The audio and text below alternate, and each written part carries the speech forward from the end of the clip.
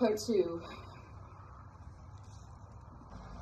In the process of discussing the costs and other economics of education at that meeting, it became obvious to those of us who were expected to make up the operational deficits that we would also have to assume responsibility for holding down the overheard or risk seeing it run wild. We would, in other words, have to take over effective administration of the school. There was no resistance to this conclusion among the 10 to 15 parents who were footing most of the bills. Subsequently, other parents joined us. All of us dissidents finally agreed that while this particular school offered a better education than the public schools, there was still room in the city for a superior school based on the classical education tradition and operated on a sound economic basis.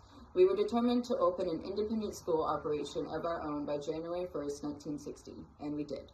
2 of us sat down with the school's founder and explained our decision. We asked that she take with her those students she wanted who were willing to go. She left with about 20 pupils. Sorry, just like pupils is funny to me. And has continued to run her own school. The rest of us decided to stay in the building the school had been occupying and we had been paying for. There were 4 teachers to handle 28 students in grades 1 through 6, and we hired a retired public school principal to come in a couple of days a week to take care of administrative details.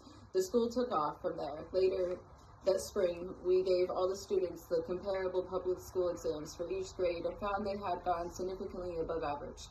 This was partly due to kids' enthusiasm over their new school. They thought of themselves as pioneers and were helping each other to learn. We're seeing who could come up with the best name for the school, and we're actually doing homework on their own. This spirit also infected the parents.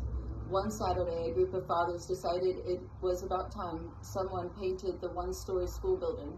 The other parents heard about our noble sacrifice of a cherished weekend day, and just about all of them showed up to help. There was little question that we would keep going the next fall. We hired a headmaster and 27-year-old assistant, and we hired a headmaster, the 27-year-old assistant to the president of a Missouri private school. We drew up a $40,000 first-year budget and divided this total equally among the parents. However, those who really wanted to participate could not pay their full share, received scholarship aid in return for work done at the school, and the students decided to name their alma mater the Wichita Independent Day School, as that was precisely where, what, and when it was. As I said, our students were smart. That was 12 years ago. The school's name has since been changed to Wichita Collegiate. A preschool, kindergarten, and grades 7 through 12 have been added, and enrollment has expanded to approximately 400 students. In 1963, we built a new schoolhouse, a comfortable 1-story brick and wood affair that blends in perfectly with the surrounding Kansas prairie. And in 1965, we constructed another just like it to house the high school.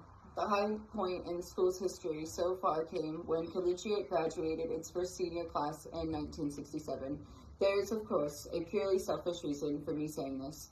Our oldest son, Randy, the reader, was a member of this class. Since Randy was in the highest grade, the 6th, when the school first started, this was my incentive for scrambling to a new grade each year. The school had all 12.